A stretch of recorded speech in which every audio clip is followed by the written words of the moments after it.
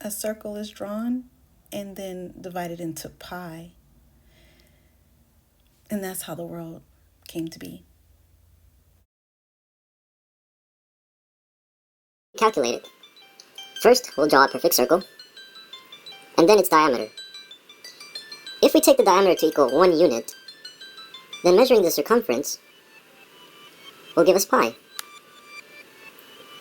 In school we learned that pi is equal to the circumference over the diameter. So we'll take a look at the circle again. And we have a diameter of 1. And measuring the circumference is 3.14159 and so on, which is equal to pi. Now we can take any size circle and measure their circumference diameter ratio. And we see that we always get the constant pi. Regardless of size, pi is going to be the constant of any circle that exists. Start with a unit circle, which is a circle with radius 1. Now imagine that we rotate the radius some angle theta. Then the vertical distance between the point on the circle and the x-axis is called the sine of theta, while the horizontal distance between the point and the y-axis is called the cosine of theta. This means that the point on the circle has coordinates cosine theta, sine theta. Notice that the complementary angle in the first quadrant to theta is pi over 2 minus theta, so the cosine of theta is really the sine of the complementary angle. That means that the cosine of theta is equal to the sine of pi over 2 minus theta. Now draw the line that is tangent to the circle at the point and perpendicular to the radius. Let's label the line segment D. Because these two pictured triangles are similar, that means that the ratios of the side lengths are equal, so that d over 1 must be equal to sine of theta divided by cosine of theta. Therefore, the length of this new line segment must be the sine of theta over cosine theta, which we call the tangent of theta. We can use the same triangle similarity to compute the length of the hypotenuse of this new triangle to be 1 divided by the cosine of theta, which we then call the secant of theta. Now we perform a similar process, starting at the point on the circle and drawing a line perpendicular to the radius that connects to the y-axis with a length of d. Because the two pictured triangles are similar, we can see that d divided by 1 must equal cosine of theta divided by sine of theta. Therefore, the length of the new line we drew must be cosine of theta divided by sine of theta, and we define this to be the cotangent of theta. Similarly, we can compute the length of the hypotenuse of this new triangle using the similarity of triangles to be 1 divided by the sine of theta, which we define to be the cosecant of theta. As we change the angle theta, we see that all of these values change as well. In fact, if we let theta be pi over 2, we see that tangent and secant are undefined at this point because those two lines don't intersect along the x-axis. Likewise, if we let theta vary all the way down to 0, we see a similar fact about the cosecant and the cotangent of 0. They are both undefined as well. We can get even more information from this diagram as we let theta vary. We see in particular that the sine function and the cosine function outputs must be between -1 and 1, as those lengths can't extend outside the unit circle, which has a radius of 1. And likewise, we see that the cosecant and the secant have absolute values that are greater than or equal to 1. And finally, we see that the tangent and the cotangent can take on any value between -infinity and infinity as we rotate around the circle. Returning to our general diagram, we can apply the Pythagorean theorem to gain more insight about the trig functions. From this original right triangle, we see that the sine squared of theta plus the cosine squared of theta must equal 1. From the right triangle created by the tangent and secant values, we get that 1 plus the tangent squared of theta must equal the secant squared of theta. And from the right triangle from the cotangent and cosecant values, we see that 1 plus the cotangent squared of theta equals cosecant squared of theta. It's interesting to note that all three of these identities are really just the same since they all come from triangle similarity. Also, notice that these two triangles pictured here really contain the same information, it's just one contains information about the complementary angle. Those values are simply the sine, secant, and tangent of the complementary angle. The prefix co attached to all those words stands for complementary. Credit for the math videos is in the description, and they're added only as a pointer for us to help us see more clearly how everything has been built. Don't get boggled down by the math. Just use it as a tool to see better with. This is explaining how we go from everything to a triangle and how triangles are used to build the entire construct. And triangles from one to the many creates the world's soul and creates forever on a 3D plane. Let's show you how they set these numbers up. So to set this up, 1 dot equals 1. 2 dots equals 2. 3 dots equals 3. 4 dots equals 4. And if you add these all up together, they sum of 10. So the Tetactrys thinks, or the logic here is that 4 is the perfect number. 4 indicates 10. And the way it's arranged can be multiplied out to infinity with the number logic I'm going to explain right now. So it becomes differentiated into two-ness and three-ness. Two-ness and three-ness are like isness, wholeness, like how I am this and you are that, insofar as our personalities are labels. So when you start at the 1, the first sequence is 1 to 2 to 3. That's the first triangle. So that is the original Mother, Father, God, the same Trinity. So then we multiply and double 2 to 4 to 8 to infinity in one direction of creation. We can triplet, go in threeness to 1 to 3 to 9 to 27 to forever out into infinity. And then to find the center, how do we find these numbers? They don't sit here yet. I'll show you the next page, okay? And so what these indicate are stages. These are called stages of life and progressions, meaning that we have 7 progressions altogether, because 1 is its own progression. And then the 1 and 2 is another 3 progressions, because you get the 3. And then the third progression is this one and this one. And that gives you 7. The first dimension, the third dimension, okay? When you get along the 9s, this is considered third dimension. This is considered first dimension, okay? And then there's a bunch of math here that kind of explains how that plays out and how you get the triads on one arm and how you get the dyads on another arm.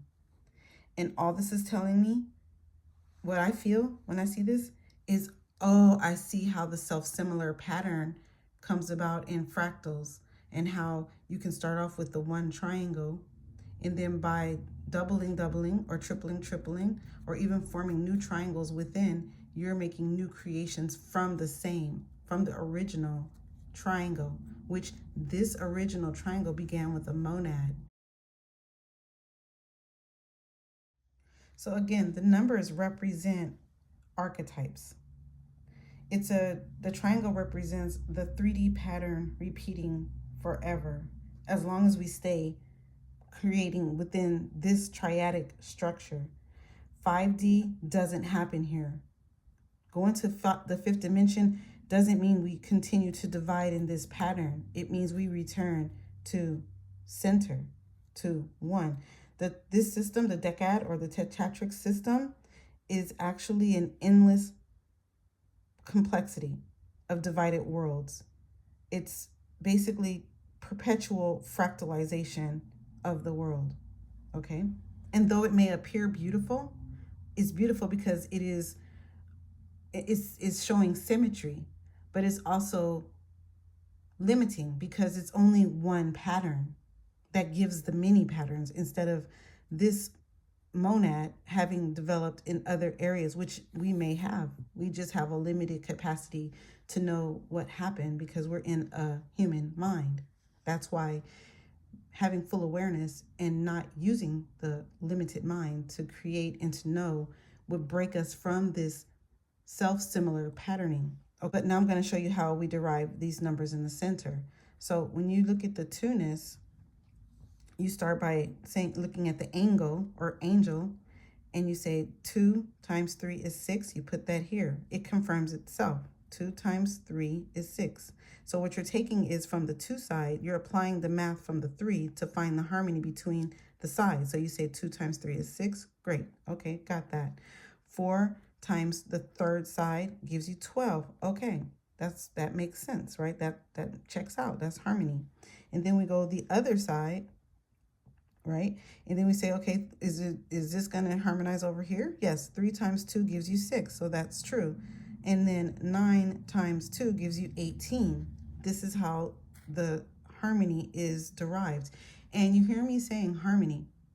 You can know, yes, this extends into the circle of fifths, and it extends into music, and how Pythagoras came up with that the system of the circle of fifths. There's nothing new under the sun, and the Egyptians pre-saw the symbolism as well as they interacted with the world. And also the Platonic solids. Down here are my music references, so you could check those out. How you show that the 4 and the 3, the rows 4 and 3 give you the perfect fourth. The row 3 and 2 gives you the perfect fifths. This also gives the 72 names of God.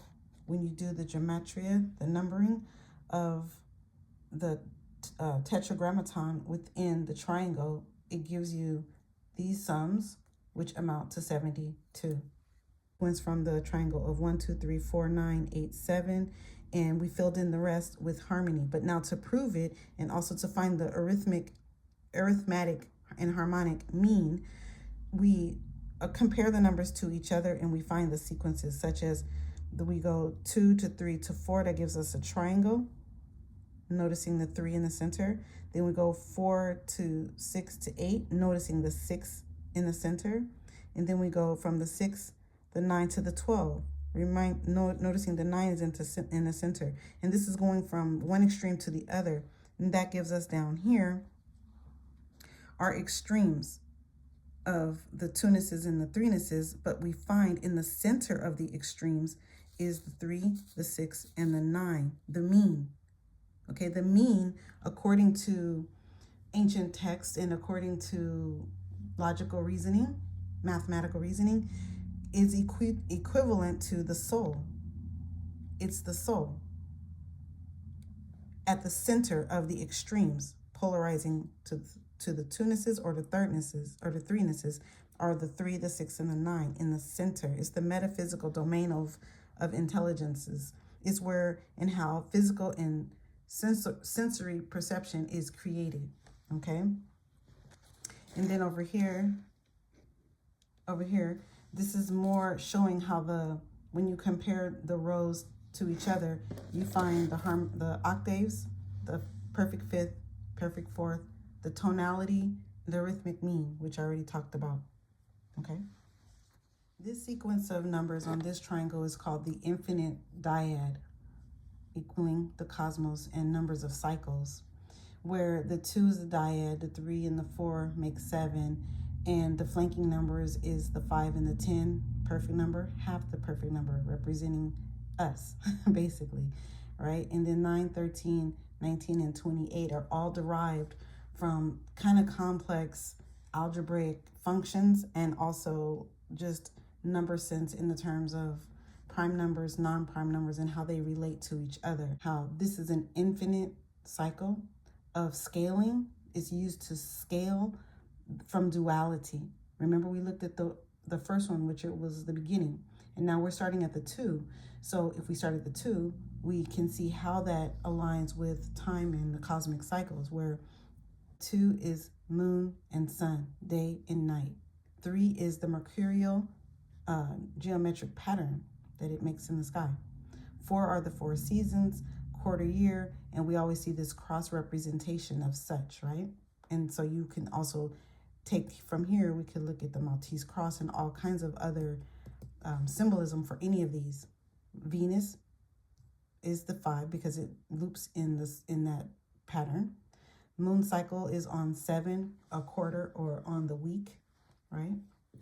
Saturn and Jupiter, they go triune conjunctions every 60 years, right?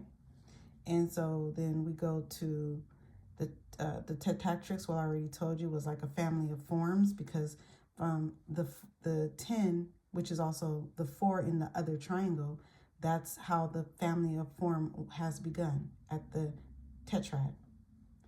The 13 lunar months in the year, and the metatonic cycles, which coincides with between the sun and the moon. Okay, and that gives you 19 years. And then the last one, 28, is the full cycle of the moon. So this brings us back to time. And now when we see this triangle, we can identify the 7 and speak on how the 7 sets us up for an infinite time loop. When you start with triangles, you can use a prism, a triangular prism, that's giving it volume. And so when you give a triangular prism volume using this equation here, you can now shine a white light through it, giving the colors of the rainbow. Whatever light you shine through it, you're going to give it that color of the rainbow. If we have, like I said, scaled up triangles, we have scaled up or down, because these numbers can go either direction. Then when we shine a light through those infinite building type triangles, we can have infinite amount of worlds, but they're all illusory. This is all built into our minds. So it's not real, but it has real rules. And as long as we are asleep, these other rules will follow. These are the rules that will keep us in a dream because it gives shape, geometry, color. All right. Remember, we must die to this external divided world and turn the light around.